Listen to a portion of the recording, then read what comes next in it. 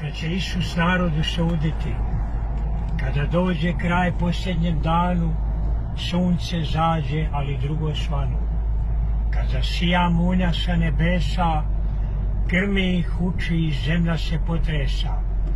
Ide Isus sa istoka grije, teško duši koja dobra nije. Pred Isusom put se svuda blista, blago duši koja ljubi Krista. Oko Krista anđeli pjevaju i dolazak Kristov javljaju, a anđeli trube na sve strane, iz grobova svatko da ustane. Ljudi, žene, sve od straha vene, svatko misli šta će biti od mene. Sve se trese ko listak u gori, svatko plače gorke suze roni. Nevjerni će od straha bježati, jer ne smiju Isusa čekati. Jer je došlo određeno vrijeme i molit će drvo i kamenje. Pokrijte nas da se ne vidimo, ne možemo muke da trpimo. Ali ide Isus se videći, ne može se nikuda izbjeći. Nebo huči, zemlja se prolama, Vasionu obuzela tama. I kamen se od straha raspada, a zemaljska ljepota propada. Sva bogatstva zemna propadoše, u taštinu crnu se satrše.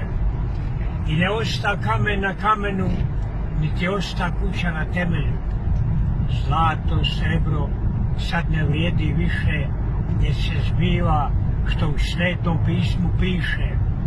Izgubi se svako prijateljstvo, vjerni žure pred Božji prijestol.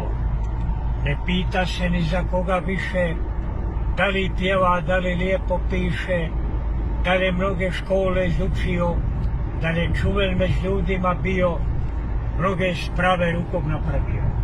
Sad ne vrijede zemaljski mudraci, sve će Isusu propast da baci. Samo oni spašeni će biti, što su htjeli Isusa primiti.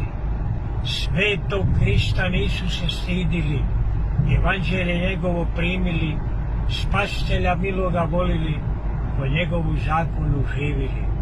Mili Gospod sabra sve narode, svakom platu po djelima dade, i nevjerne od vjerni odvoji. Odstupite vi što niste moji, odstupite, sad vas ne poznajem, sad vam platu po djelima dajem. Vi se mene do sada stidjeste, evanđelje moje ne primiste. Sad se i ja od nevjerni stidim i ne marim, neću da ih vidim. Vi ste sluge Sotonine bili i njegovu volju ste činili. Sad za njime u propast idite, pa da tamo sramno izginete.